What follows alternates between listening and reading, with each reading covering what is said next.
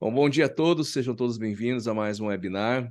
Hoje o tema acreditação hospitalar, importância de busca de acreditação, da busca, de acreditação para as entidades filantrópicas. Hoje a Renata Finamor, que é superintendente da Santa Casa de Itajubá, Minas Gerais, e também a Tamara Divino, que é gestora de qualidade também do hospital na Santa Casa de Itajubá, Minas Gerais. Nós estamos aqui mais um webinar toda semana, compartilhando aqui no YouTube, ou quem consegue participar ao vivo pelo Zoom com a gente. É um projeto da Azevedo, né? A gente já sempre fala isso, 16º webinar, mas só para frisar novamente aí. Eu vou começar antes da Renata se apresentar melhor, e a Tamara também. Eu vou deixar o Luiz compartilhar conosco, que também já dá as boas-vindas aí. Bom dia, Luiz. Bom dia, Lucas. Bom dia, Renata. Bom dia, Tamara. Bom dia a todos. Bom, queria agradecer mais uma vez a presença da Renata e da Tamara por contribuir com a gente nesse dia. A Azevedo Capacita é um projeto de comemoração dos 30 anos da Azevedo, onde a gente está tentando levar um pouco das experiências de um hospital para outro. Às vezes não tem tanto essa oportunidade no dia a dia, né? Então, a gente acaba se encontrando muito em evento, muito em congresso, mas contando um pouco do que eu fiz que deu certo para outro hospital ter mais como prática, é um grande diferencial que a gente enxerga. É o que tem ajudado a gente nesses anos de trabalho nas filantrópicas, tem ajudado a gente crescer e contribuir com os hospitais, e eu queria que isso fosse mais propagado, né? A gente entende que não existe esses espaços para fazer essas trocas de experiências. Então, toda semana a gente está tentando trazer um convidado aqui com uma experiência diferente, geralmente alguém de hospital, às vezes alguém que atua com hospitais filantrópicos, com mais de um, para poder fazer esse benchmark entre eles. Então, hoje a gente trouxe a Renata aqui, eu tive o prazer de conhecê-la, de conhecer a instituição dela, é uma cliente nossa também, já tem 2 ou 3 anos, que é uma instituição que hoje foge da regra padrão, né? Se você falar isso para qualquer presidente de federação, vai falar que é mentira, né? Mas é um hospital superavitário que mantém alto padrão de qualidade e até conseguiu o selo da ONA. Parabéns. A Renata já tem alguns anos de experiência, vou deixar ela contar um pouco da história, de como chegou nisso, desafio para conseguir chegar nisso e como para manter, né? Porque, como diz o ditado, né, Renata? A subida é difícil, mas o vento que bate lá em cima é forte também, né? Então, queria deixar a palavra para você, para a Tamara, se puder contribuir com a gente aí também, será um prazer. Sejam bem-vindas. Muito obrigada pelo convite, pela oportunidade de estar compartilhando, aprendendo com vocês, levando um pouquinho da nossa experiência. Bom, eu sou Renata Finamor, estou como superintendente na Santa Casa de Misericórdia de Itajubá, sul de Minas. Sou graduada em enfermagem, graduada em administração, algumas especializações na área de gestão hospitalar, gestão estratégica, controladoria e finanças. E entrei na instituição há 12 anos e há 11 no cargo de superintendente. Vou passar para a minha colega aqui, a Tamara, para se apresentar. Prazer tê-la aqui conosco. Olá, pessoal, bom dia. Microfonia. Olá. Eu acho que o microfone vocês estão ligados na TV aí também, né? E abaixa o volume da TV aí acho que vocês conseguem aí. Aí, pessoal, bom dia. Meu nome é Tamara. Acho que ainda tá dando. Ainda tá, acho que vai ter que tirar o som mesmo. Agora? Foi.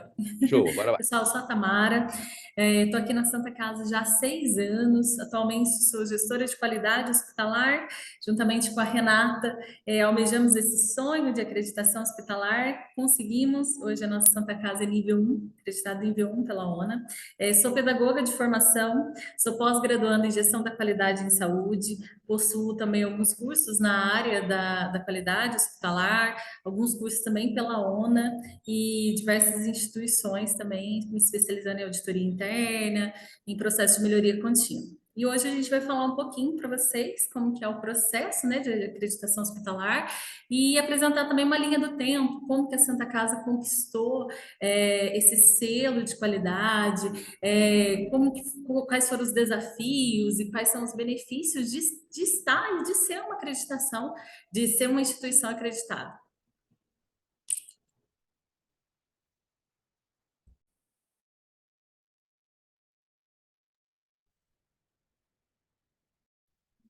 A gente pode iniciar o compartilhamento, Lucas?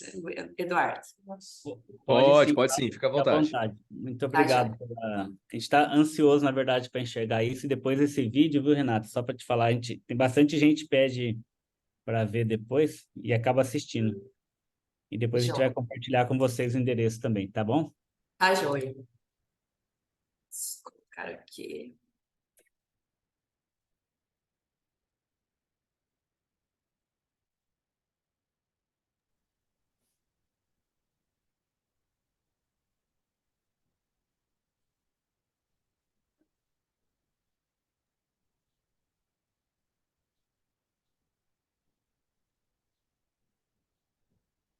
Bom, gente, então, dando início à apresentação,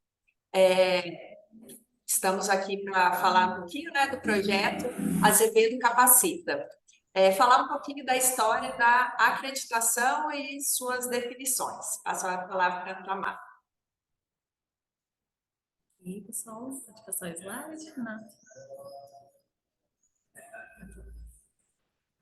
Foi? Acho que não foi.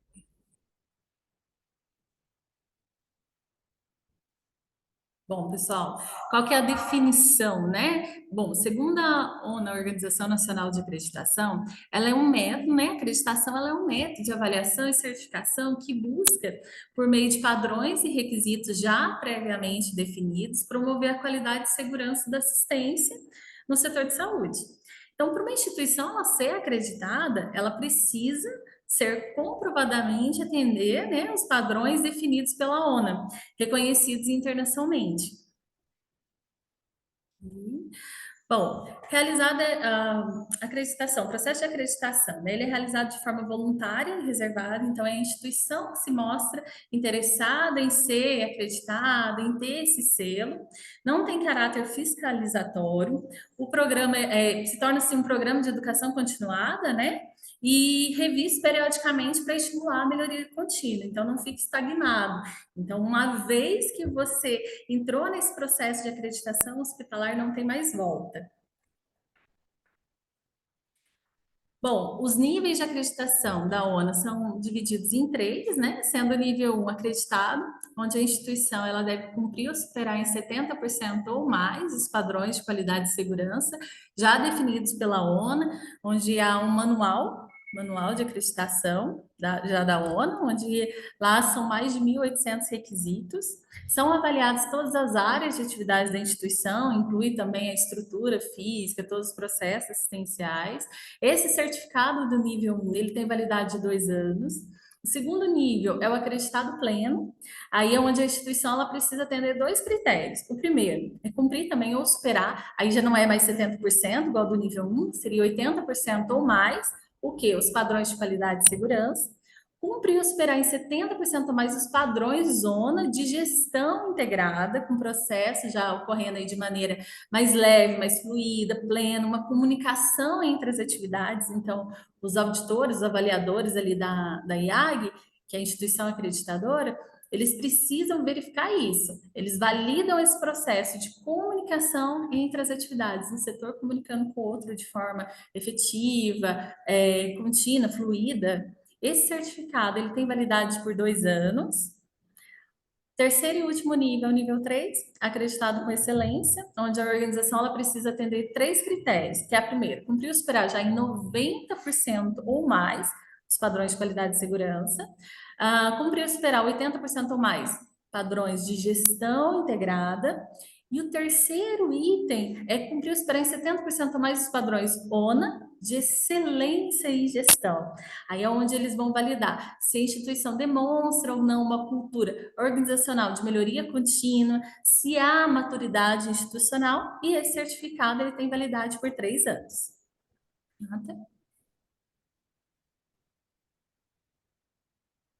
Falando um pouquinho dos tipos de prestadores, né, de serviço de saúde. O microfone da Renata está fechado.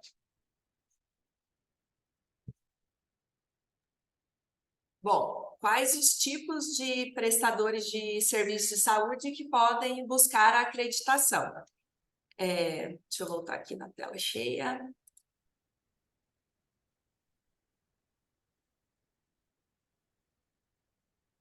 Bom, serviços hospitalares, serviços de hemoterapia, serviços laboratoriais, serviços de nefrologia, diagnóstico por imagem, medicina nuclear, serviços ambulatoriais, serviços de pronto atendimento, de atenção domiciliar, serviços oncológicos, medicina hiperbárica, anatomia patológica, serviço de atenção primária à saúde, de atendimento pré-hospitalar, serviços odontológicos e de telemedicina. São os serviços que podem estar buscando a acreditação, além de processamentos de roupa, dietoterapia, manipulação e atenção farmacêutica, serviço de esterilização e reprocessamento de materiais, engenharia clínica, higienização e de nutrição clínica e de produção. Elegibilidade, né? Então, todas essas instituições e os serviços, eles só podem buscar se eles estiverem legalmente constituídos, né? A empresa legalmente constituída há pelo menos 1 ano, possuir alvará de funcionamento, licença sanitária, as licenças pertinentes à natureza da atividade e possuir registro do responsável técnico conforme o perfil de cada organização. Falar um pouquinho de alguns dados, né? No Brasil, as iniciativas sobre acreditação, elas datam do final da década de 90 e início de 2000, e de maneira espontânea e voluntária, né? Então, nós não temos obrigação, não temos, como acontece, por exemplo, a visita da vigilância, né? Que nós somos submetidos, querendo ou não. No caso da acreditação, nós buscamos de forma voluntária, né? A instituição decide buscar acreditação e começa o andamento dos processos para esse processo. Um estudo brasileiro, ele coletou 1.122 selos de acreditação, dentre as instituições brasileiras certificadas por uma ou mais de acreditadoras, nacional e internacional. Né? Dentre a nacional, a ONU, a internacional nós temos Joint Commission, AXA, dentre outras. E a frequência da acreditação nacional, né, que é a viabilizada pela ONU, a Organização Nacional de Acreditação, ela superou a somatória das demais acreditadoras internacionais investigadas. Até março de 2017, a ONU possuía 255 hospitais acreditados no país. E, ao trazer essa análise, percebeu apenas, entre hospitais selados pela metodologia nacional, um crescimento que foi aí de 2017 para 2021 de 54 organizações que buscaram a acreditação. Então, representa uma média de 13,5 certificações por ano, a mais no período, e um crescimento de 21,1%. No CNES, que é o Cadastro Nacional dos Estabelecimentos de Saúde, nós possuímos 6.424 hospitais cadastrados, de todas as instituições gerais.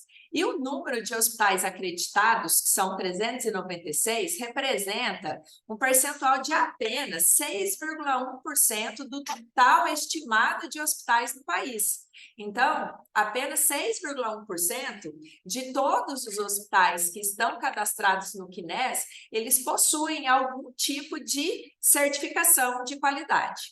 E a baixa adesão torna-se ainda mais evidente pelo prisma de modelo, sistema de financiamento dos estabelecimentos, uma vez que o setor público ele tem menos de 10% do selo de qualidade.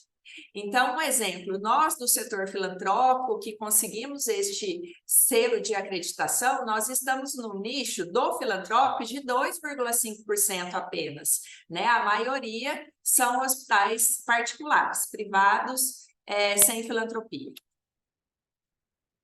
Quanto à distribuição geográfica da acreditação no Brasil, expressivamente se concentra na região sudeste, né? A justificativa aí pelos estudos pela questão financeira, concentra o maior número de PIB, são os estabelecimentos aí, as 5 cidades com maior PIB, né, do Brasil, e também tem o maior número de estabelecimentos de saúde, né, de saúde do país, representando 44,32% do total de 354 mil instituições cadastradas. Este dado foi retirado do site da IBS, tá? Constado na data de ontem. Falar para vocês um pouquinho sobre como ocorre esse processo de acreditação, né? Nós já falamos o que é uma acreditação, qual é a sua elegibilidade. Então, vou passar para a Tamara explicar para vocês esse processo. Decidir, de forma voluntária, buscar o selo de qualidade para a instituição. Qual que é o processo? Isso, a partir do momento que a instituição, né, junto com toda a sua liderança, tomar essa decisão de ir atrás de uma acreditação hospitalar, o primeiro passo é contratar uma IAG, que é uma instituição acreditadora credenciada. A partir de então, ela solicita um diagnóstico. Deixa eu entender em que pé que está a minha instituição, o que a gente já construiu. Sim, eu vou correr atrás desse processo de acreditação. Ainda falta esses pontos, deixa eu ver quais são os meus pontos fortes, meus pontos fracos. Então, esse diagnóstico vem para trazer essa visão geral da instituição.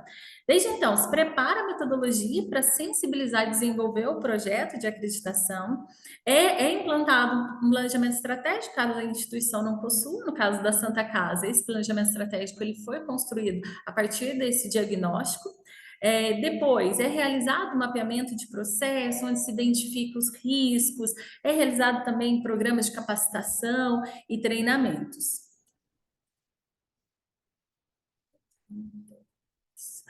Bom, há-se um desafio pela frente, né, a partir dessa decisão, né? Aí se encontra pressões por metas, maiores cobranças de resultados, né? Há sim um desgaste profissional, mas há também aquela vontade de querer mais, de vamos enfrentar esse desafio e vamos correr atrás desse processo de qualidade e segurança para o nosso paciente. Comunicação efetiva durante todo o processo de acreditação. Há sim um comprometimento, envolvimento de toda a equipe, desde o operacional até a alta gestão. A escassez de recursos materiais e humanos, isso se encontra em todas as instituições. A falta também de flexibilidade na cultura da instituição, manutenção dos padrões de qualidade. Então, hoje, todas as ferramentas da qualidade, elas são aplicadas de forma eficaz, há sim a manutenção dela, e esses padrões de melhoria contínua também, metodologia para repasse das informações e capacitação, a comunicação ela é primordial, ela é o ponto-chave, e a cultura de mensuração dos resultados, dos processos, resistência do corpo clínico também se encontra, não sei se tem médicos aqui entre nós, mas há uma resistência do novo, né? Então, o que é isso? O que eu vou ter que mudar do meu processo, que eu já faço há 10, 20, 30 anos? E o último, isso. E aí vem-se os benefícios, né? Então, eu tenho esses desafios pela frente e depois eu tenho meus benefícios também, né? O que traz de benefício o processo de acreditação hospitalar? A instituição acreditada, ela se encontra em um crescimento e desenvolvimento da capacidade crítica dos envolvidos nesse processo. Propicia um atendimento com excelência para quem? Para o nosso bem maior, que são os pacientes.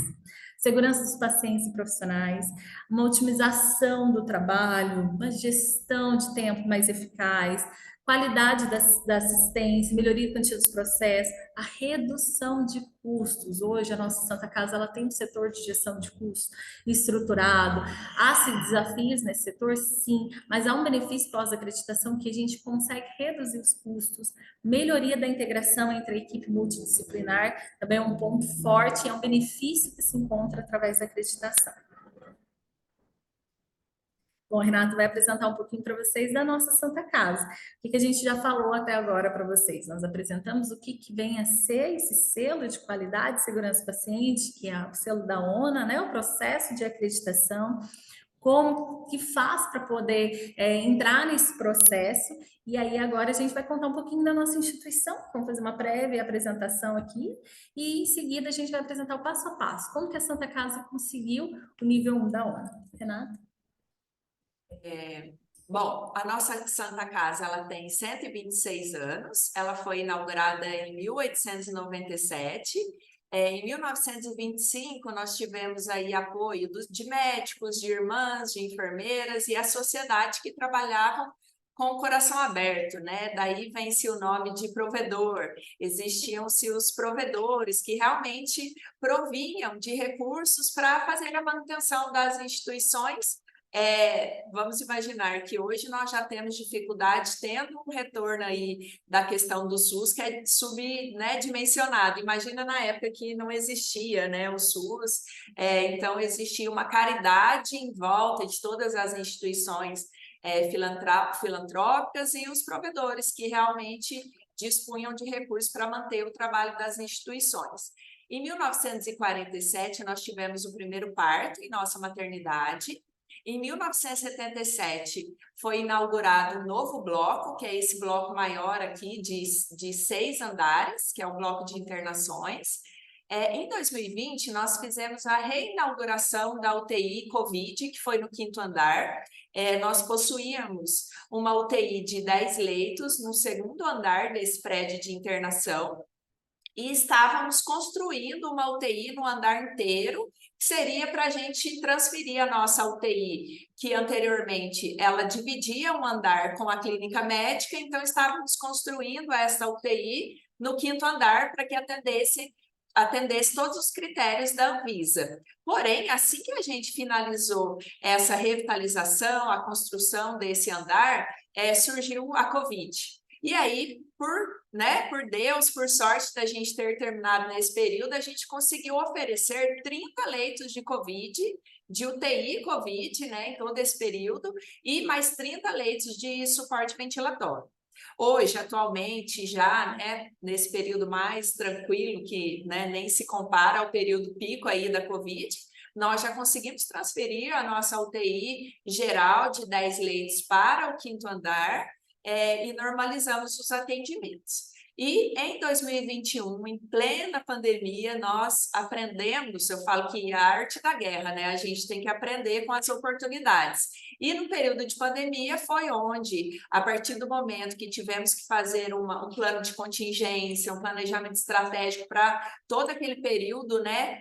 Nós integramos mais a nossa equipe e, a partir dessa integração, nós buscamos todos os processos de qualidade para que a gente superasse todo esse momento de crise, que os nossos indicadores ficassem dentro da média nacional, e conseguimos a acreditação em outubro de 2021. É uma instituição privada, filantrópica, sem fins lucrativos. Nós temos as 4 clínicas básicas, a clínica médica, cirúrgica, maternidade, pediatria e a UTI geral. Temos um corpo clínico com mais de 80 profissionais, 300 colaboradores seletistas, 74 leitos ativos no QNES. Possuímos também prestadores de serviço que integram a nossa equipe multidisciplinar, como fisioterapeuta, nutricionista, nutrólogo, psicólogo, farmacêutico clínico, que compõem toda a equipe de prestadores de serviço PJ também. Estamos com um pleito aí de ampliação de uma UTI pediátrica, onde foi levantada uma demanda para a nossa micro-região, e nós pleiteamos, estamos no processo aí de análise do Estado. Nós atendemos Itajubá e mais 14 municípios, dentre eles Brasópolis, Conceição das Pedras, Consolação, Delfim, Gonçalves, Maria da Fé, Marmelópolis, Paraisópolis, Pedralva, Piranguçu, Piranguinho, São José do Alegre, Sapucaí-Mirim e Venceslau Braz. Bom, apesar de atendermos esta micro-região, nós abrimos, dentro da nossa regulação de vagas, até para nós obtermos uma taxa de ocupação maior, o nosso regulador de SUS Fácil, ele é aberto para toda a macro-região. Então, enquanto eu tenho leito e a nossa micro, né, não pediu a vaga, nós abrimos a nossa regulação também para a macro-região. E falar um pouquinho para vocês que o Luiz Eduardo está de testemunha da nossa luta e não me deixa mentir. Falar um pouquinho para vocês de alguns indicadores, fazendo um histórico aí de 2018 até, eu consegui fechar alguns indicadores aqui para vocês até agosto de 23. Então, o resultado do exercício em 2018 foi de negativo 2.099.000, 2019 negativo de 1.033.000, 2020 se manteve, 2021 a gente passou por um superávit aí de 4.324.000, considerando que recebemos recursos, né, para a Covid, estadual, federal, então foi um superávit considerável. Porém, nós conseguimos manter a nossa trajetória de busca de receitas, do trabalho de resultado operacional, e aí, em 2022, nós tivemos um superávit de 2,16 milhões, e até agosto de 23, nós estamos com um superávit de 3,69 milhões. Todo esse resultado, nós trabalhamos aqui dentro da nossa Santa Casa, sabemos que o recurso do SUS ele é insuficiente. Então, quando eu entrei na instituição, nós atendíamos mais que 85% do SUS. Então, nós precisamos avaliar no planejamento estratégico aonde que a gente queria chegar. E para que a gente conseguisse esse resultado, nós implantamos vários projetos de captação de recursos para que a gente pudesse ter esse equilíbrio do SUS, mas também nós controlamos o atendimento do SUS. Nós tivemos a meta de manter a filantropia, então eu tenho que atender 60% no mínimo. Quando eu atendo mais, o meu prejuízo é maior. Então, nós conseguimos controlar as agendas, principalmente do SUS externo, que seriam as questões de exames laboratoriais, de imagem. Então, a gente fazia muito além do que nós tínhamos de contrato. Então, nós conseguimos mensurar esse indicador, fazer uma agenda dentro daquele indicador e nós conseguimos uma negociação com a Secretaria de Saúde de trabalhar o indicador financeiro e não o quantitativo de exames, porque daí fica um pouco mais complexo para você conseguir atingir aquela meta financeira. Então, nós conseguimos essa tratativa. Se a gente recebia 80 mil de exames laboratoriais, nós agendávamos dentro dos exames que a gente ficasse dentro dessa média. E com isso, a gente reduziu. Hoje, a gente atende entre 70% e 75% do SUS, então foi uma queda de 10%. E conseguimos melhorar a questão da hotelaria, trazendo mais convênio e pacotes para ter esse equilíbrio financeiro. Dentre os projetos, nós temos os projetos de captação de recursos, nós temos o carnê de doação, que é mais conhecido, né? Este nome, o nosso chama SASB, que é o Serviço de Assistência à Saúde Beneficente, onde eu tenho mais de 4.000 doadores mensal, que são fixos, eles fazem a sua doação e nós oferecemos benefícios em troca. Então, nós temos uma curva ascendente, esse projeto já iniciou-se há mais de 5 anos e, graças a Deus, o número de doadores, ele só cresce, é uma curva ascendente. Só para vocês terem uma ideia de financeiro deste recurso, só da pessoa física, nós temos em média aí uma doação de 150 mil mensal.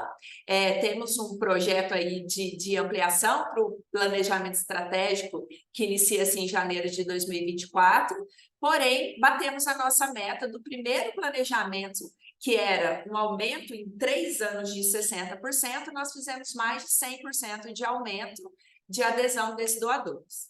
E para analisar um pouquinho quanto melhorou, né, o índice aí de liquidez corrente nossa, que é a condição que nós temos de realizar os pagamentos de curto prazo, né, no período aí de 12 meses. Então, nós tínhamos, em 2018, apenas 36 centavos para se pagar R$1 de dívida, né? E aí a gente foi trabalhando, foi melhorando, aumentou para 0,40, 0,74. Em 2021, ele já se sustentou, né? Nós tínhamos a condição aí de R$1,06 e em 2022, 1,04. Então, a gente conseguiu chegar na meta, né? Que acima de 1 é o ideal, que eu tenho condições de fazer os pagamentos de curto prazo aí, conforme o nosso orçamento. A liquidez imediata também melhorou, né? Ainda temos aí um caminho de liquidez imediata, que seria o recurso de caixa operacional aí de 0,20 passou para 0,66, então teve um avanço bem grande. A liquidez geral, né? Que inclui os pagamentos de curto e de longo prazo. Então, nós iniciamos com 1,31 e estamos com 1,51. O índice de rentabilidade ele passou de negativo de 10,12 e hoje nós, 2022, fechamos um positivo de 8,08. Nessa linha dá para a gente visualizar o quanto que a gente conseguiu melhorar, né, falando da acreditação, quanto que ela contribuiu para a questão financeira. O meu trabalho inicial na Santa Casa, primeiramente, foi trabalhar com a questão de gestão de estoque. Nós tínhamos, em 2011 e 2012, um estoque de aproximadamente 1.100.000, 1.069.000. Era um estoque grande para o nosso volume de atendimento e a padronização de materiais e medicamentos, ela era muito extensa. Eu tinha um caderno de padronizações, ou seja, o médico pedia o que ele queria de material e medicamento que a Santa Casa providenciaria. Para que a gente pudesse ter um controle melhor de estoque, de dispensação, nós reduzimos esse estoque a partir de um estudo técnico de especialistas em relação à minha padronização. Então, em relação a antibióticos, nós chamamos a equipe de infectologia, analisaram quais eram os antibióticos que estavam padronizados e quais realmente eu precisaria possuir de acordo com a cultura, né, com a análise de infecção da nossa instituição. E a gente fez isso com todos os medicamentos da área de psiquiatria, de clínica médica, de UTI. Sentamos com cada especialista e a gente conseguiu reduzir para 3 folhas.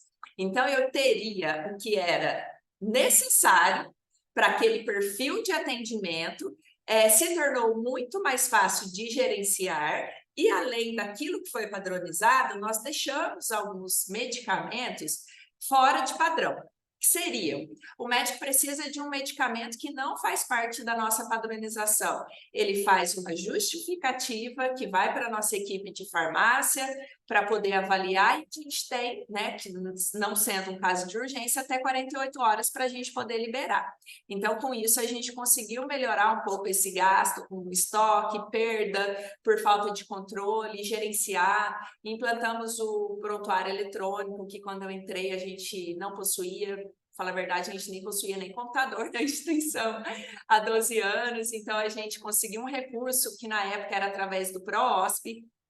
Nós implantamos computadores, prescrição digitada inicialmente, depois conseguimos trazer o PEP com o SP-Data, código de barra, monitores em todos os setores de apoio para que controlassem a demanda, as saídas, os pedidos. Então, a gestão à vista foi um diferencial para a gente poder fazer esse controle também.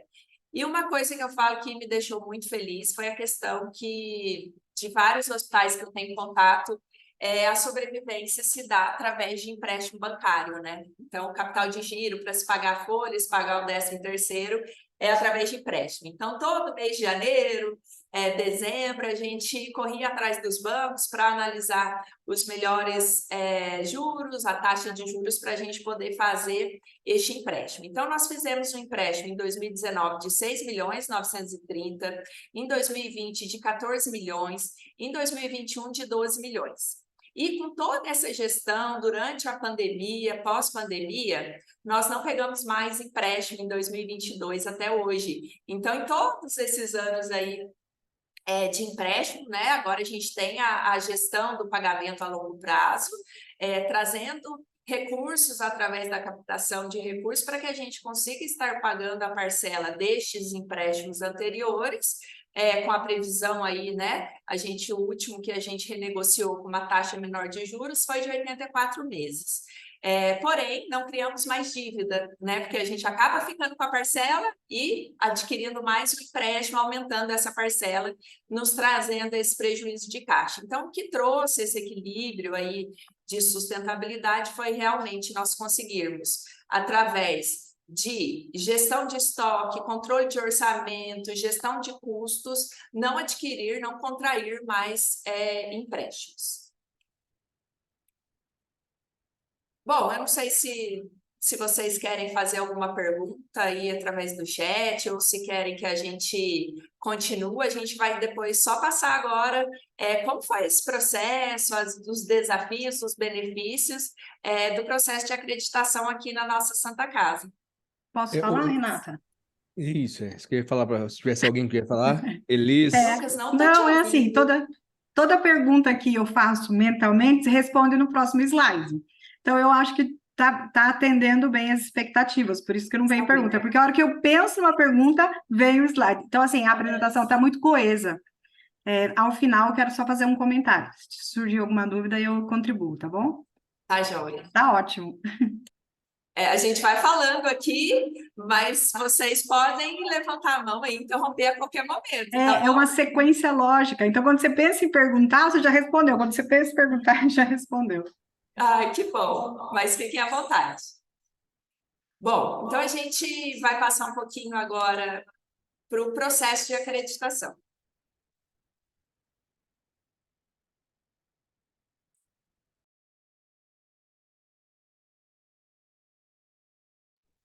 Bom, pessoal, vamos começar lá em janeiro de 2012, onde foi criado o Comitê da Qualidade, a implantação, né, dos processos operacionais padrão, que são os POPs, fluxograma e definição dos processos, como a Renata introduziu há pouco. Antes nós não tínhamos nem computador. Quem dirá, né, assim, os processos descritos e bem definidos, né? Então, em 2012 foi criado o Comitê da Qualidade. Na sequência, em fevereiro, foi criada a Comissão do Processo de Enfermagem, COP, a implantação do Núcleo de Segurança do Paciente, da Comissão de Educação Permanente, veio no ano depois, né? Aqui a gente tem até uma foto de um treinamento da Educação Permanente, que é um treinamento ali de visita beira-leito.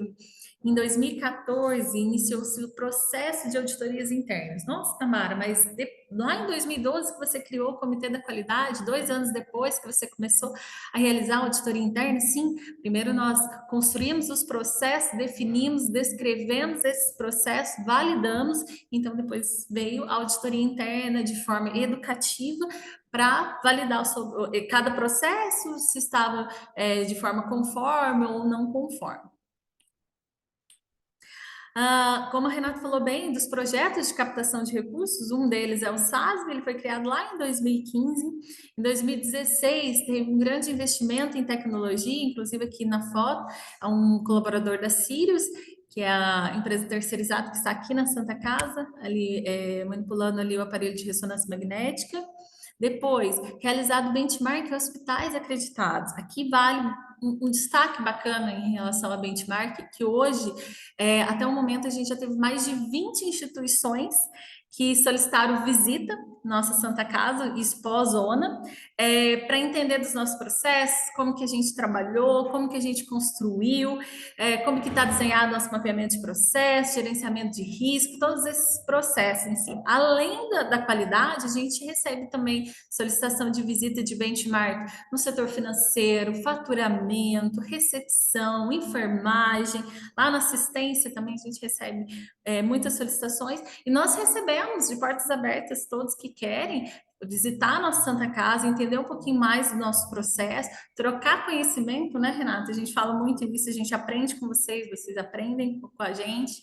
Depois, em junho de 2017, houve-se a disseminação da cultura de qualidade e segurança. Lembra que a gente falou lá no início que esse processo ele é contínuo? Então, uma vez que a gente entrou de cabeça nesse processo, não tem mais volta. Então, assim, a gente, todo ano, a gente desenha o nosso cronograma de educação continuada, e aí a gente está ali trabalhando as ferramentas da qualidade. O núcleo de segurança do paciente é muito ativo hoje na nossa Santa Casa, inclusive agora em setembro nós tivemos nosso primeiro workshop de segurança do paciente. Foi algo que já vem sendo construído desde lá de trás. Em junho de 2017, a gente já estava nessa disseminação desse processo de cultura de qualidade e segurança. Nada? Bom, em novembro de 2017, nós então demos início à implantação do prontuário eletrônico, uma experiência, né, que eu gosto de enfatizar é que nós trouxemos toda a equipe multidisciplinar para participar dos processos. Nada aqui é de cima para baixo, né? Nós temos uma gestão participativa, de forma transparente. Quando a gente traz o operacional, a média gestão, a média liderança e a alta gestão para se discutir as implantações, nós ouvimos de todos qual a opinião, a gente faz uma minuta de um template, né, no caso do prontuário eletrônico, construímos com todos, com a equipe de enfermagem, com a parte médica, para que todos se sentissem parte desse processo.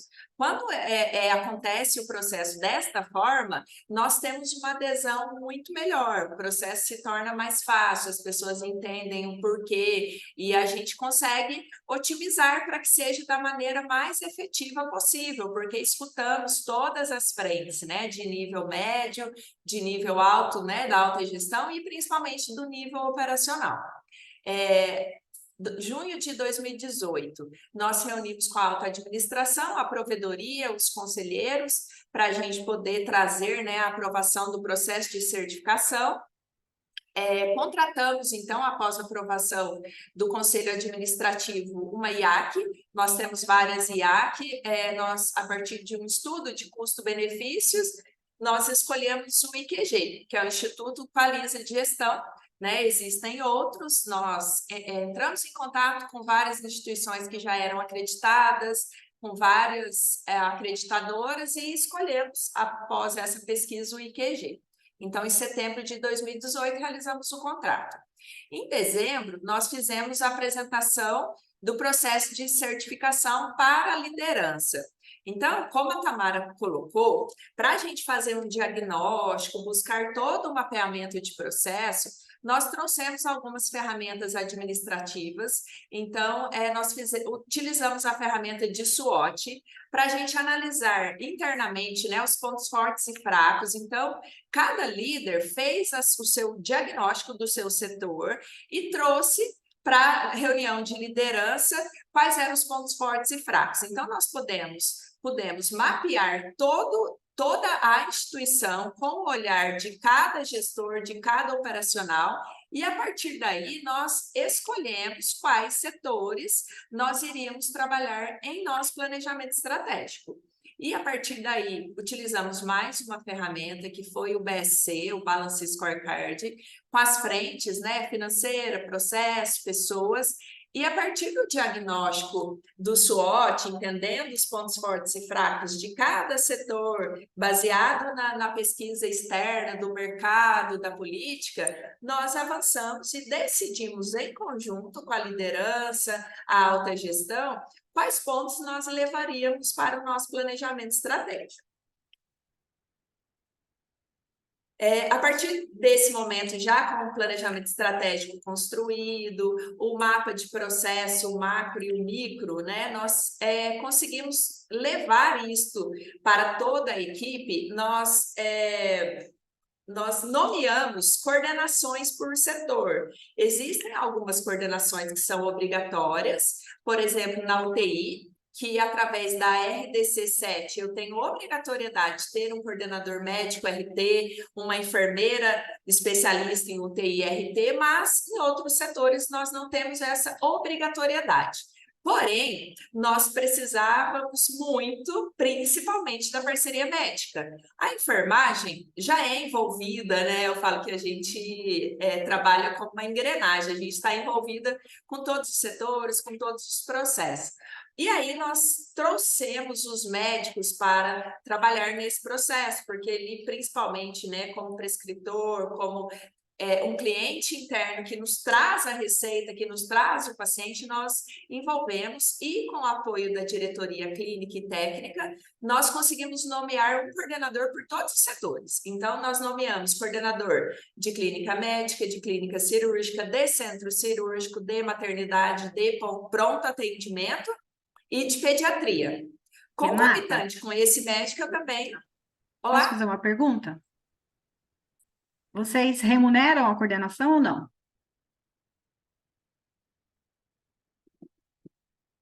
Acho que a Renata está escutando, Renata? Renata, acho que como você está com o som da TV ligada no coisa, acho que a Renata não está escutando a gente. O som vai sair pela TV, né? Acho que você está com o cabo. Vou fazer no chat. Lucas, vou fazer no chat. Pode ser, fechou.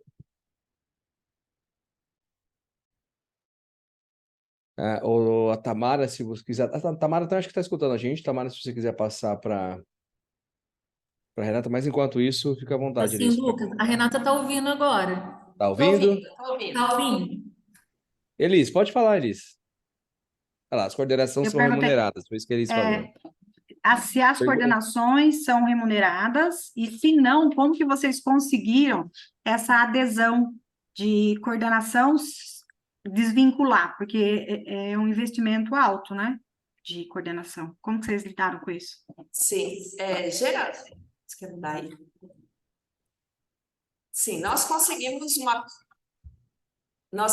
uma parceria, nós identificamos quais médicos estavam envolvidos no processo, que possuíam mais dias de plantão, que estariam conosco aqui mais tempo, e nós conversamos com eles, né, sobre esse processo, que nós precisaríamos do envolvimento. Então, como eles já estavam aqui, nós unimos, né? Ele está de plantão. Toda terça no pronto-socorro é um médico que tem uma comunicação positiva, que tem um pensamento de vestir a camisa da instituição, então a gente foi escolhendo a dedo. E o valor é muito baixo, praticamente nós conseguimos negociar um valor aí de 2 plantões aproximadamente, que é essa dedicação de 2 dias na semana que ele consegue nos dar através de reuniões. Ele recebe, por exemplo, as ouvidorias ligadas à equipe médica do setor dele e a construção de protocolos. Então, foi realmente vestir a camisa da instituição, porque pagar um valor para a coordenação, a gente tem os valores aí da região, é muito alto, então a gente não conseguiria. Então, foi mais pela sensibilização e o que nós traríamos com a acreditação de melhoria e crescimento para nós mesmos. Então, o crescimento profissional que ele teve, que a gente sabe que a parte médica, é difícil achar um médico, principalmente no interior, que tenha gestão, que tenha conhecimento de gestão. Então, nós oferecemos esse treinamento de gestão de forma gratuita, envolvendo eles em todo o processo, dando um treinamento para que ele pudesse buscar até outras atividades, né, trabalhar com essa questão de gestão, e no sentido de saber que, se a Santa Casa cresce, consequentemente, nós vamos conseguir melhorar as condições financeiras. Então, foi uma causa aí, meio de amor pela Santa Casa mesmo, que nós conseguimos. Parabéns. Posso fazer outra pergunta? Não sei se eu vou atrapalhar a sequência da apresentação. Acho que fica à vontade, pode fazer sim, Cris. Quando você falou que, na verdade, o superávit aconteceu da qualificação para frente, certo? E houve aí uma participação grande da comunidade através desses projetos. Você tem porta aberta? Porque, assim, geralmente, Santa Casa, vamos pensar, para construir um bom nome é muito difícil, porque sempre está envolvido, às vezes, com óbito, um desfecho negativo, fila. Então, como que vocês trabalharam a visibilidade para que a comunidade abraçasse a causa? Fala um pouquinho disso.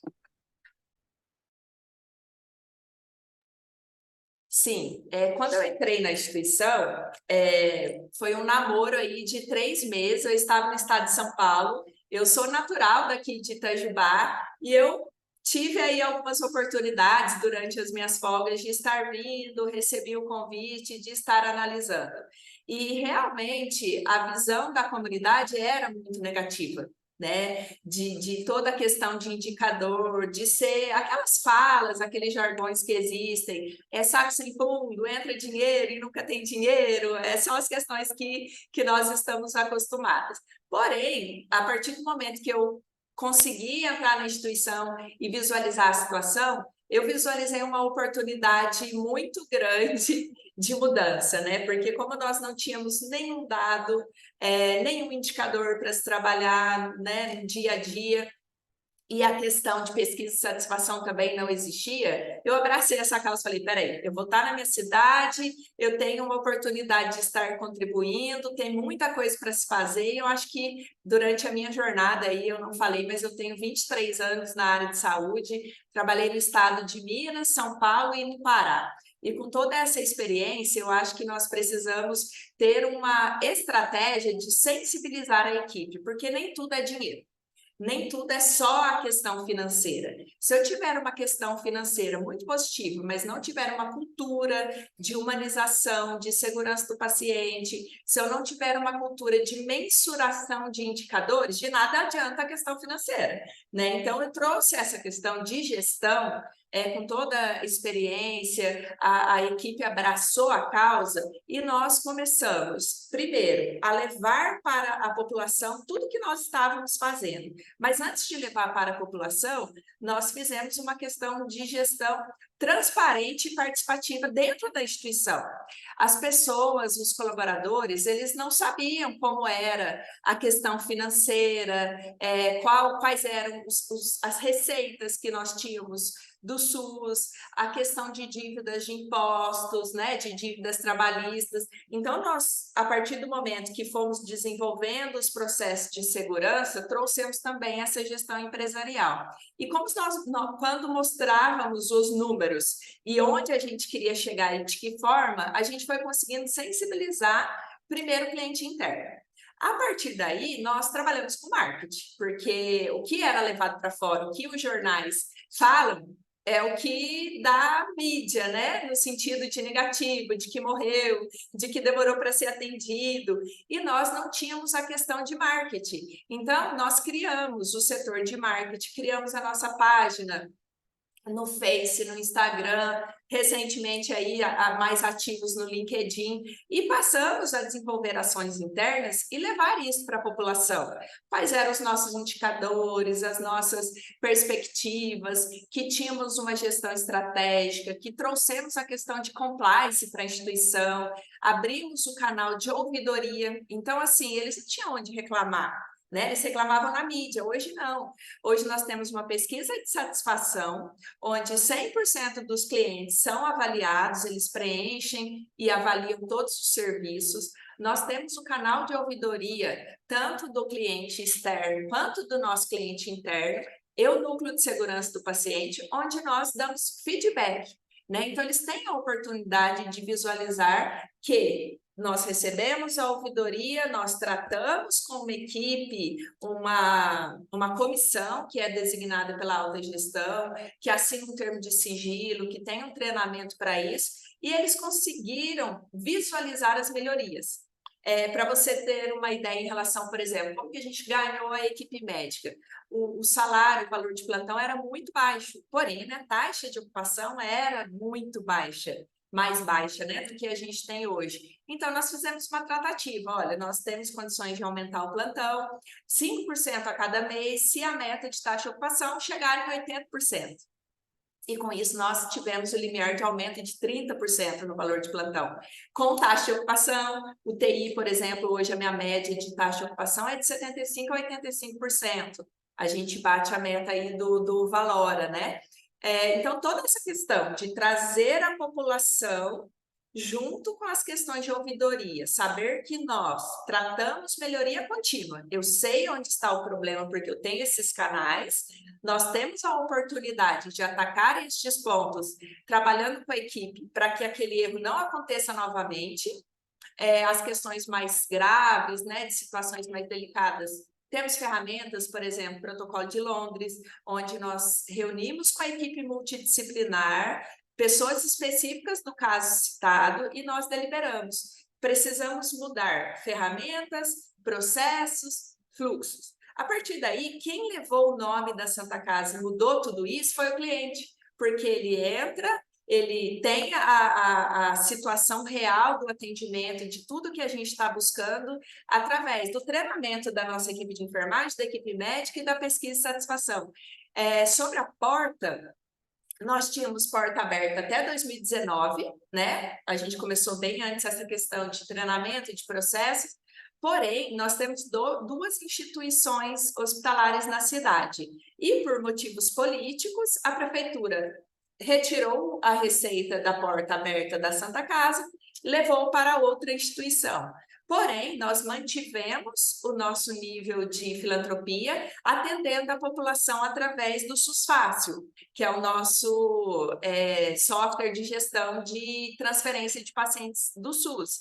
Então, fazendo esse gerenciamento, mesmo não tendo a porta aberta, nós conseguimos atrair essa clientela. Eles vêm através do pronto-socorro por convênio e entra para a instituição, e tem uma tratativa com a prefeitura também, em casos de urgência, quando ele entra no pronto-socorro e é uma urgência ou uma emergência, a gente também pede a autorização da AIH para que seja internado pelo SUS. Então, foi uma mudança, primeiro, de cultura interna, ganhar os nossos clientes, mostrando o indicador, mostrando números, e a questão de sensibilizar, que eu não precisava de muita mudança financeira, de um orçamento muito alto. Eu precisaria que cada um tivesse, primeiro, a responsabilidade, quais são as suas entregas, né? Quais são as entregas de cada profissional, quais são os indicadores, porque nós trabalhamos dentro do planejamento estratégico. Onde eu queria chegar? A aumentar 20% do nosso SASB, a aumentar 20% de pacote particular. Então, a gente sabia onde a gente queria chegar. E reuniões de comitê de planejamento com a equipe de lideranças. A gente tem essa reunião, iniciamos no período Covid, chamava-se Comitê de Crise, e nós estendemos até hoje, onde a cada 15 dias reunimos com todos, e os assuntos que envolvem mais setores são apresentados como pauta e decidimos em conjunto. Então, eu falo que foi 3 pontos: sensibilização interna, sensibilização da alta gestão e um atendimento de qualidade, porque não é só eu falar no Facebook ou no Insta. O que vai vender o meu serviço é o cliente que vai falar nas redes sociais, é o cliente que vai falar para o seu vizinho que ele foi bem atendido. E nós conseguimos isso mesmo com a porta fechada. E quando se fechou a porta, nós tivemos uma avalanche da população de pessoas publicando até hoje que queria que voltasse o nosso pronto-socorro SUS pelo atendimento que a gente fazia. Então, nós estamos em tratativa, né, nós não fechamos as portas, mesmo porque não fomos nós que cancelamos esse contrato, foi por lado, foi de forma unilateral, mas nós continuamos de portas abertas, conversando com a prefeitura para que a gente retome. Eu falei vários pontos, espero que eu tenha respondido a sua pergunta.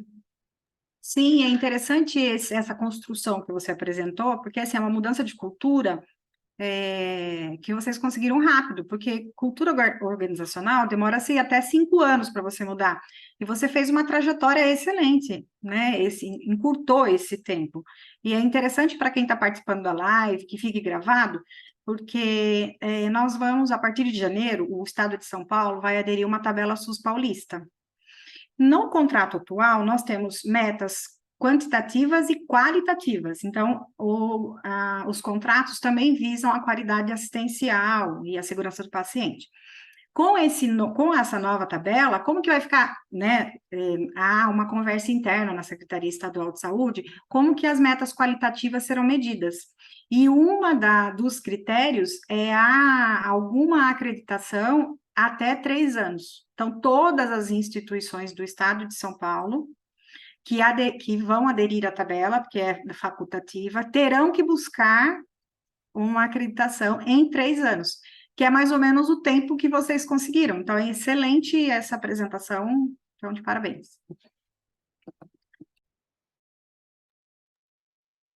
Obrigada.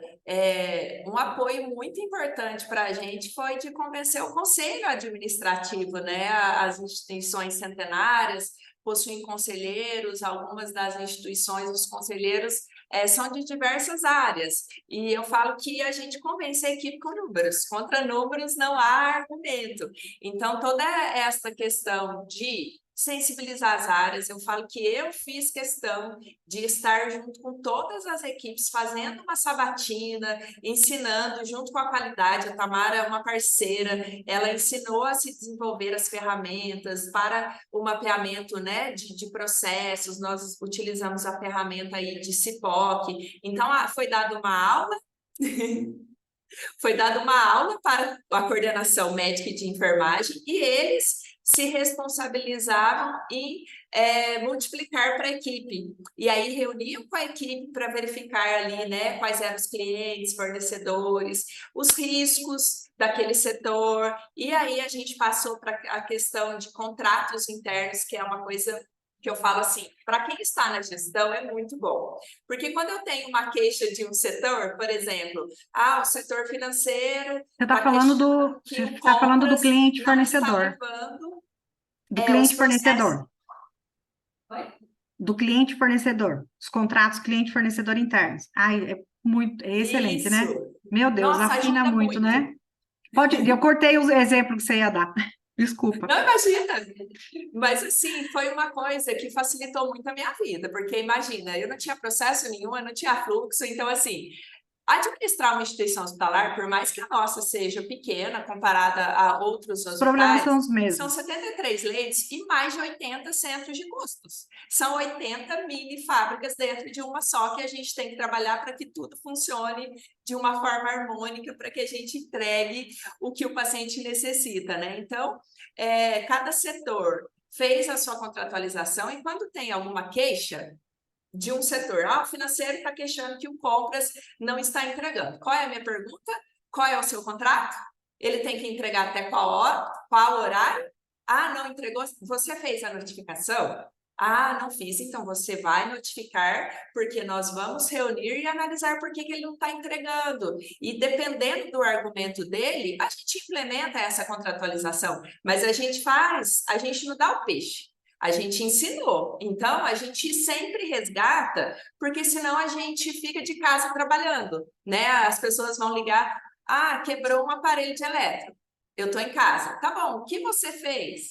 Quais são as suas opções de gestão, de risco? Então a gente ensinou a nossa média liderança a devolver a pergunta, porque eu falo por mim, eu sou administradora, mas sou enfermeira. Enfermeiro sai fazendo. E à medida que a gente vai fazer, a gente não vai ensinar o outro que ele está sendo contratado naquele dia de plantão noturno ou fim de semana para tomar decisão, né? Baseado em todos os processos. Então, a gente conseguiu dessa forma avançar com os contratos internos. Eu não estou conseguindo passar mais aqui, peraí. Só voltar aqui na apresentação que parou de passar, só um minutinho.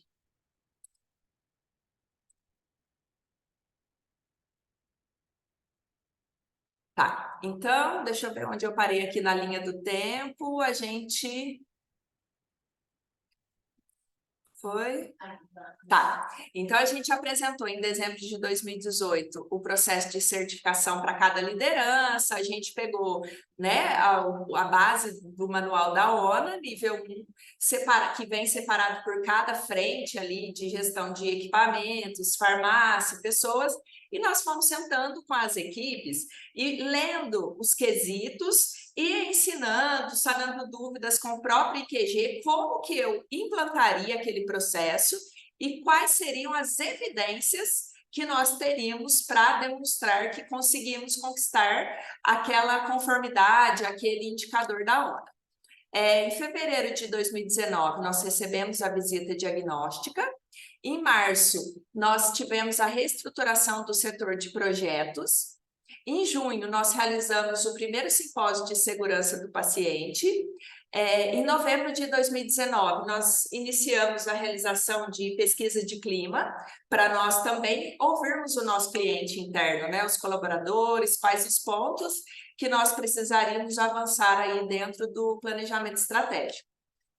Em janeiro de 2020, então, nós consolidamos aí o planejamento estratégico, como eu falei, através da utilização da ferramenta de SWOT BSC. Em 2020, tivemos a implantação de alguns protocolos. Protocolo de Mills. O protocolo de Mills, ele verifica o critério, as condições do paciente nas clínicas. Então, analisando os indicadores de óbito no setor, eu fiquei curiosa, por que aquele paciente faleceu no setor de clínica médica ou de clínica cirúrgica? E nos setores de internação, pelo menos no nosso hospital, eu não tenho um médico 24 horas, né? Dentro da clínica médica, nós temos um médico na UTI e no pronto-socorro. O médico de internação, ele passa visita, ele faz o planejamento, o plano terapêutico e depois ele vai dar plantão em outros setores. E aí eu quis garantir que aquele paciente fosse atendido de forma antecipada, que ele não chegasse no óbito e depois o médico fosse chamado. Então, nós implantamos esse protocolo de Mills, que é baseado nos sinais vitais. Então, ele tem um score. A partir do momento que a enfermagem verifica que ele teve uma alteração de sinal vital, de temperatura, de pressão, dependendo da pontuação, o médico já é acionado. Então, a gente tem as barreiras, né? Primeiro é o médico do pronto-socorro, se o médico do pronto-socorro está numa emergência, é o médico da UTI, se o médico da UTI está ocupado, é o anestesista do centro cirúrgico. Então, com essa barreira, os pacientes são atendidos de forma antecipada no primeiro sintoma de alteração dos sinais vitais. Com isso, eu não tive nenhum óbito mais no meu setor de internação, porque esse paciente, quando ele tem um score elevado, o médico avalia, ele obrigatoriamente leva ele para a unidade de terapia intensiva, para que ele fique monitorizado 24 horas com equipamentos e com a equipe médica. Eu só tive caso de óbito nos últimos anos de paliativo, né? Porque é um caso que ele não tem que ficar numa unidade de terapia intensiva, e a gente tem a condição de cuidados paliativos, mas não tivemos nenhum óbito fora dessa linha de cuidados paliativos. Sai, né, o planejamento da sistemização da assistência de enfermagem, que é muito importante, não é só o médico através do plano terapêutico, mas a equipe multi como um todo, envolvemos aí a questão da enfermagem. E rounds clínicos, estes rounds clínicos com a equipe de enfermagem, inicialmente, são trazidos casos, situações onde nós temos a oportunidade de avaliar se precisamos mudar um fluxo, um processo, né, um fluxo de transporte, por exemplo. Então, são situações que os técnicos e os enfermeiros fazem a apresentação e numa roda de conversa a gente chega num consenso, isso está bom, isso não está bom, onde a gente quer chegar e quais processos a gente precisa mudar. Em novembro de 2020, nós passamos pela visita de pré-certificação, então recebemos a equipe do IQG, e 2021, o mapeamento de processos e revisão, né, porque nós fomos treinando todas as equipes, eles traziam, por exemplo, a UTI, fiz o mapa de processo da UTI, enfermeiro e médico apresentavam para mim e para a qualidade. Olha, nós desenhamos e os nossos riscos são estes, nossos clientes fornecedores, nós fazíamos os ajustes, aprovávamos e eles ficavam encabidos de transmitir para a equipe. Abril de 21, nós fortalecemos as metas de segurança do paciente através de treinamento, treinamento em loco, falando da importância inicialmente das 6 metas de segurança. Em agosto de 21, nós tivemos uma consultoria da CQ Consultoria, nós queríamos ter um teste antes da presença aí do IQG, como estavam os nossos processos. Então, a Kátia, muito querida, esteve por 2 dias na nossa instituição, visualizou os setores, como se ela estivesse fazendo realmente a visita da ONU e nos ajudou a corrigir alguns processos.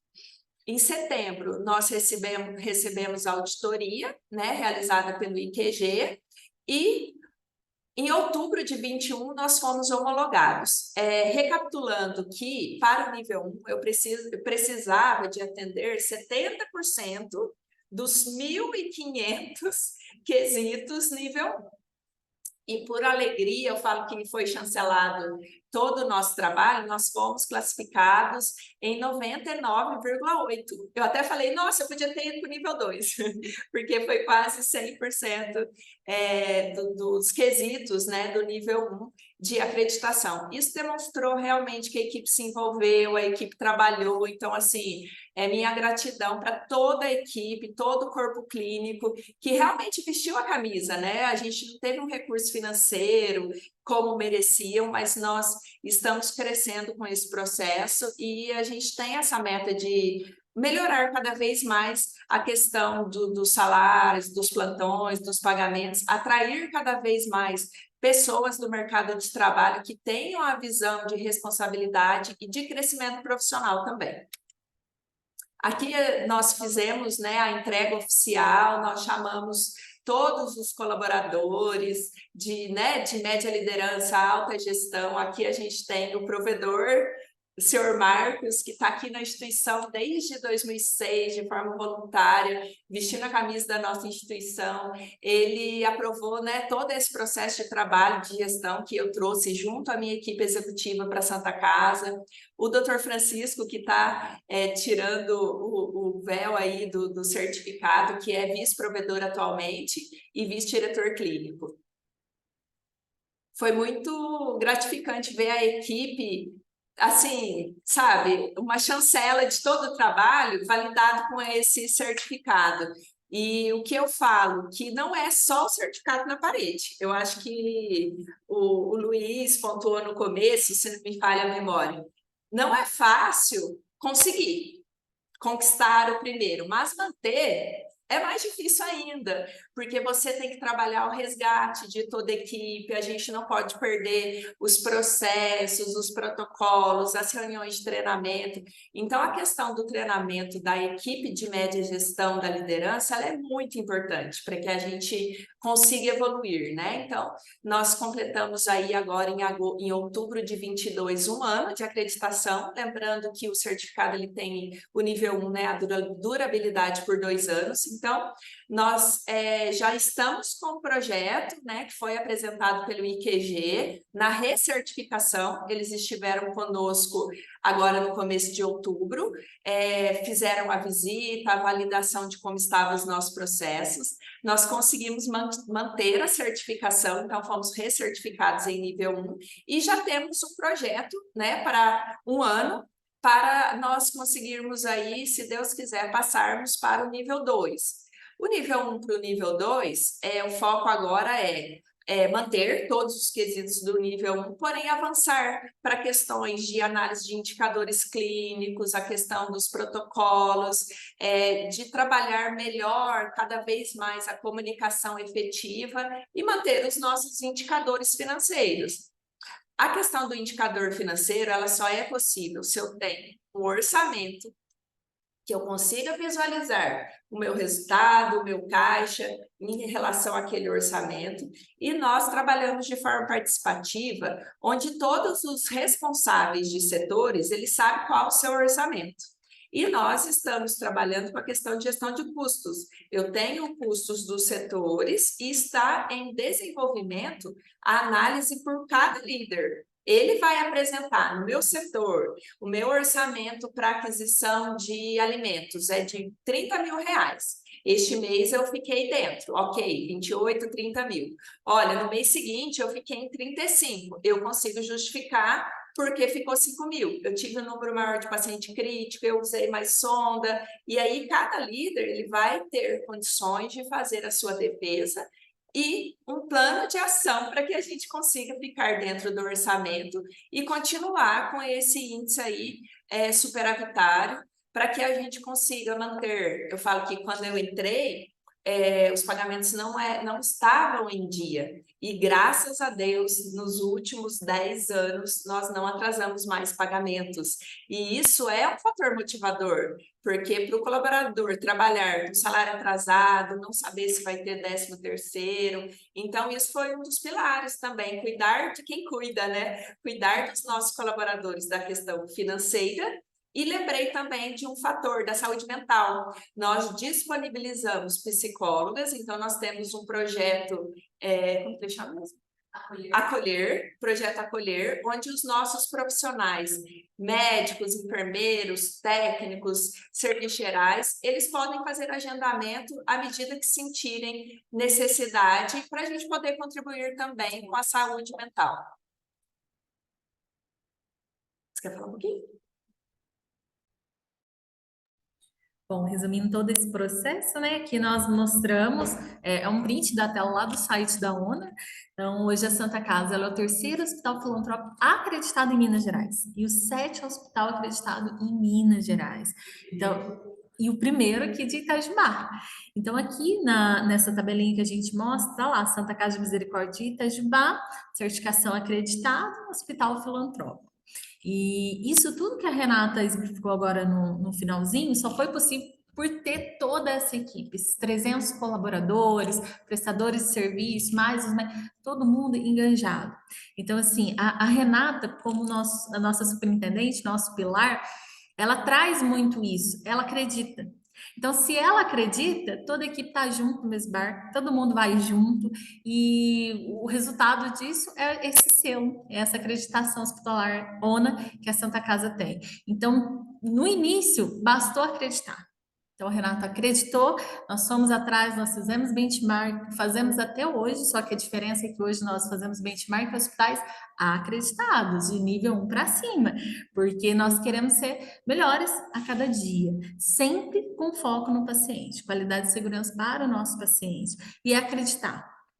Acreditar. Então, recursos humanos, nós temos pessoas que acreditam, que vestem a camisa, que têm amor por aquilo que fazem. Então, hoje a nossa Santa Casa, ela tem 126 anos, é uma instituição referência em humanização aqui em Itajubá, e temos colaboradores aí com 30, 40 anos de casa que encontram a Renata, encontram a qualidade no corredor e falam, olha, eu estou fazendo isso, estou fazendo esse processo. Olha, eu estou fazendo porque o paciente vai ter esse... Então, não tem aquela fala, eu faço por causa da ONA. Não, eu faço pelo meu paciente, eu faço para ter uma qualidade de vida melhor aqui no meu trabalho. Então, basta acreditar. E aí, tudo isso começou ali atrás, quando a Renata acreditou, trouxe isso para nós da alta gestão e levamos na operacional. A Renata fez mesmo essa sabatina, então a gente foi de setor em setor, colaborador por colaborador, e apresentar para eles, porque não adiantava nada nós da alta administração querer a ONA, querer esse selo, e o restante da equipe que não sabe nem o que é a ONA, né? Então, assim, é um engajamento, é uma transparência para eles, todo e qualquer resultado é apresentado a eles, a nossa análise crítica de indicadores não é feita somente pela alta liderança, ela é feita também pelo operacional, aquele que está ali no dia a dia, com a mão na massa, e é ele que tem que fazer parte desse resultado, e ele faz. Bom, é isso, Renato. Muito bom, muito bom. Bom, gente, a gente quis trazer um pouquinho, não sei se eu falei demais em alguns pontos aí, a gente fica empolgada, né, com toda a história, com toda a trajetória. Eu falo que foi uma luta, porém uma vitória, ter retornado para a minha cidade natal e poder trazer uma visão que, peraí, gente, a gente tem condições, eu tenho o meu capital de maior valor, que são as pessoas. Então, eu tenho condições de trazer uma equipe para sensibilizar, para fazer com que elas acreditem em si mesmas, e nós podemos alcançar e chegar onde estamos hoje. Sabemos que a maioria não busca acreditação pela dificuldade mesmo, às vezes de querer, peraí, eu vou sair da minha rotina, eu vou ter que desenvolver processos, eu vou ter que sensibilizar pessoas. A gestão de pessoas, dentre os pilares aí de vários tipos de gestão, é a mais complicada, porém eu acho que toda a experiência na minha trajetória de consolidar uma estratégia de mudança de cultura, trazer o corpo clínico junto, né? Nós temos aí médicos de mais de 30 anos que nunca tiveram envolvimento com a equipe multidisciplinar, que nunca tinham tido acesso aos indicadores. Um ponto que a gente conseguiu trabalhar, nós não tínhamos contratualização com o SUS quando eu entrei, então nós oficializamos um contrato. Então, a partir daí, nós conseguimos gerenciar aquelas metas que eu falei, né? Que começamos com 85% e atualmente entre 70% e 75%.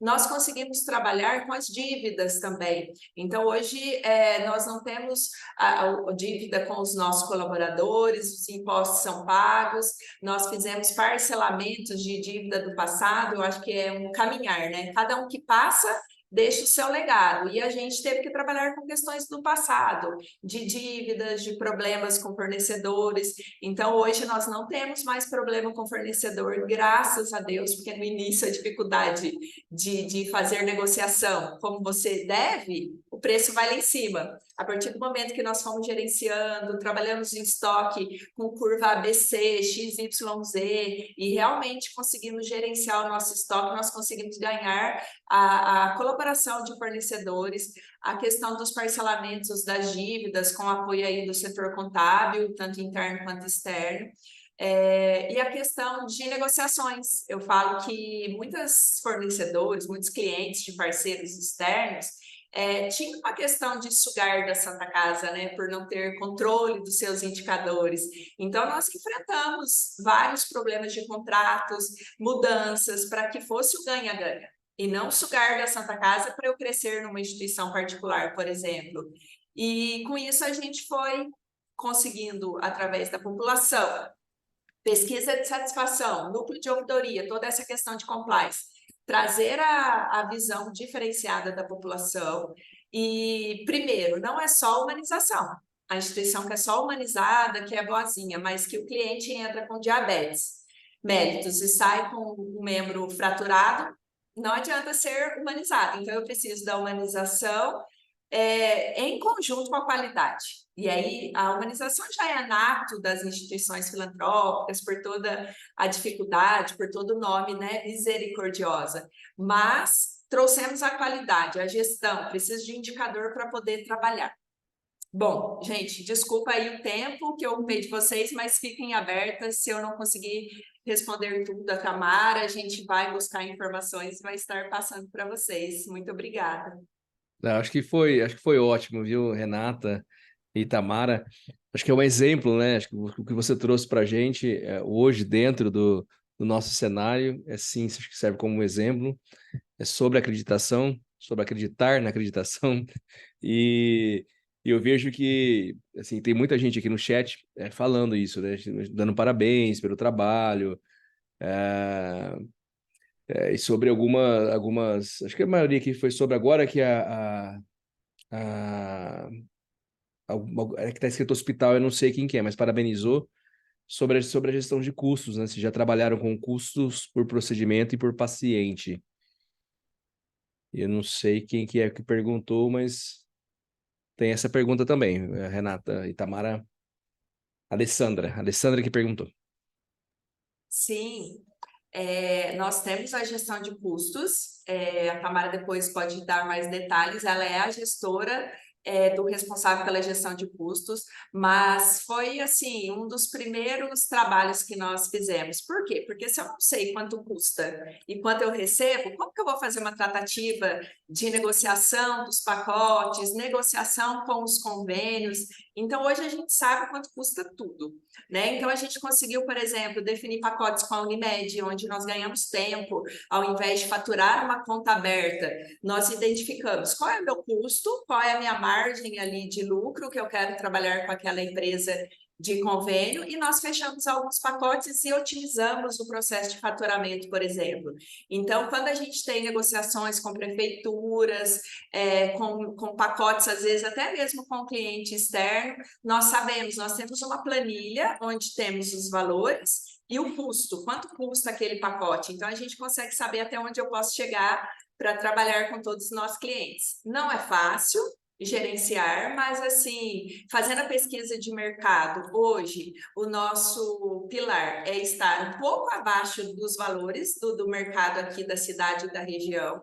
Porém, nós temos uma meta de, com a qualidade, poder até ter um valor maior, porém que a pessoa, que o cliente queira vir na nossa instituição pela qualidade do atendimento, né? Porque você faz opção. Por enquanto, a gente precisa de cliente, então o nosso valor é um pouco abaixo do mercado, é a consulta social, é o exame social. Mas onde eu quero chegar? Eu quero chegar com a qualidade e sustentabilidade.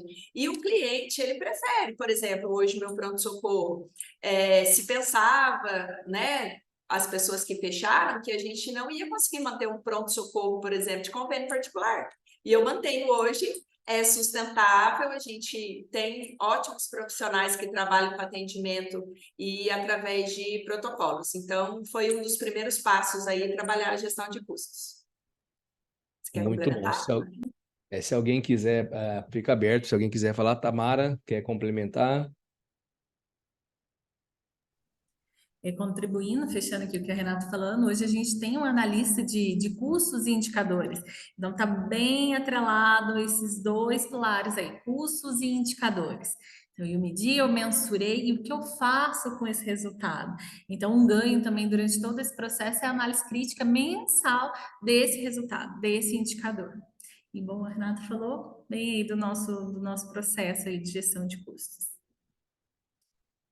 Muito bom. Alguém mais? A gente está chegando aí já 11h47. Fiquem à vontade para, se quiserem perguntar, abrir o microfone também. Fiquem à vontade. Eu Enquanto vou isso, eu falar estou de novo. deixando aqui. Eu só falo, né? Vai, Elise, Eu vamos lá. queria parabenizar, porque assim, eu trabalhei numa instituição, eu me reconheci em você, Renata, que você foi para o norte, né? Você falou que foi para o Pará, eu fui para o Amapá. Fiquei 3 anos lá. É engraçado como a acreditação e a qualidade assistencial não está ligada a uma região. Porque quando você pensa norte, nordeste, né? Você fala, não, é tudo sucateado, a gente constrói uma imagem errada. E eu fui para um hospital que era a ONA 2, e nessa minha trajetória nós conseguimos a ONA 3. Então, assim, os passos que eu fiz uma trajetória na minha vida, nessa fase, como é gostoso trabalhar num lugar onde tudo tem padrão, tudo tem uma resposta, essa questão que você falou, do colaborador ter uma confiança na instituição. Então, excelente o trabalho. Eu acho que vocês vão receber mais visitas que você já mencionou, porque pode ser uma referência assim aqui para nós. Muito obrigada e parabéns para as duas, para a Renata e para a Tamara, e para a Azevedo pela abertura do espaço. Um beijo para todos. Muito bom, Obrigada. obrigado, viu, Ulisses, pela participação, por ter contribuído com a gente. Eu deixei, viu, Renata e Tamara, eu deixei no chat aqui, porque a gente gravou nosso webinar e disponibilizamos depois no YouTube. Então, um pouquinho depois, eu sei que às vezes pelo horário alguns não conseguiram participar, mas eu vou deixar entrar ali daqui um pouquinho, uma hora e um pouquinho, a gente já está disponibilizado esse nosso bate-papo. Eu sei que a Tamara e a Renata, elas se disponibilizaram também. Se tiver alguma dúvida, o pessoal que estiver no YouTube assistindo essa gravação, também pode colocar ali no chat, né? Nas perguntas ali do YouTube, nos comentários. E elas já se disponibilizaram a responder para a gente. Eu vou encaminhar para elas as perguntas. O Luiz Eduardo ele está em deslocamento, né? Ele teve que nos deixar aqui, mas ele foi escutando, estava no aeroporto, indo já no voo. Agradecendo a vocês, tá ali no chat, né? Agradecendo a Renata e a Tamara. Acho que a Renata deixou aqui, né, Renata, o contato. Isso. A Tamara tá colocando o dela também. Certo.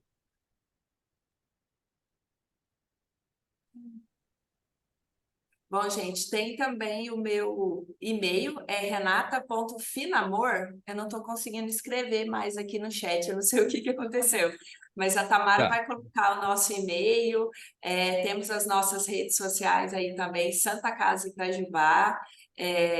A gente fica à disposição para dúvidas, benchmarking. Eu falo que eu tenho a oportunidade também, junto com o Luiz Eduardo aí, de participar de um grupo de voluntários, a Associação Voluntários de Saúde, que eu falo que a gente aprende, mas também quer oferecer para a comunidade, né? Eu acho que a gente tem tanta dificuldade de gestão e toda a experiência que a gente consegue ter exitosa, que a gente puder levar para os hospitais e compartilhar. Eu faço de forma voluntária junto de mais 400 voluntários. Deixo o convite para vocês também, se quiserem participar, oferecer um pouquinho da expertise, né? Cada um tem alguma expertise ali, ou várias com a sua experiência. Então, chama-se Associação Voluntários da Saúde. Vocês podem encontrar aí no LinkedIn, e mais informações posso estar passando para vocês. Já implantando, estou há 1 ano e consegui implantar um planejamento estratégico no Hospital do Sul. É tudo feito online, através de reunião semanal. Então, agradeço toda a equipe aqui, primeiramente, que está participando, que disponibilizaram o seu tempo para conhecer um pouquinho da nossa história, e também aos nossos parceiros, voluntários, colaboradores. e a equipe de voluntários da saúde e ao Azevedo pela oportunidade, gente. Fico à disposição mesmo para os contatos. Muito obrigada. Muito bom. Ó, antes de a gente encerrar, a gente sempre tem uma foto. Se o pessoal conseguir abrir a câmera, quem tiver disponibilidade, claro. E a gente tirar uma foto e a gente poder repostar aí. Acho que é importante para a gente contribuir também. Fiquem à vontade. Olha lá, o Jackson mostrou, o seu Eliseu já está aqui com a gente. Vou deixar vocês se arrumarem aí, viu, Jackson? Você pode arrumar o cabelo aí, pode dar uma... eu vou, porque às vezes eu coloco, às vezes aqui, ó, a Luísa apareceu ali, às vezes eu tiro aqui, o pessoal sai meio assim e você reclama. Então, eu vou contar até 3 para fazer. Então, quem puder, tiver disponibilidade, é claro aí, vamos deixar nossa fotinha bem bacana. Vamos lá. 1, 2, 3.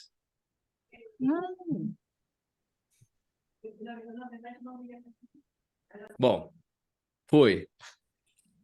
Seu Eliseu, quer falar alguma coisinha? Vamos lá, antes de a gente encerrar aqui. Lucas, gostaria de agradecer primeiramente a Renata e a Tamara pela brilhante palestra, experiências, né, palpáveis, visíveis, e serve de exemplo para os demais também.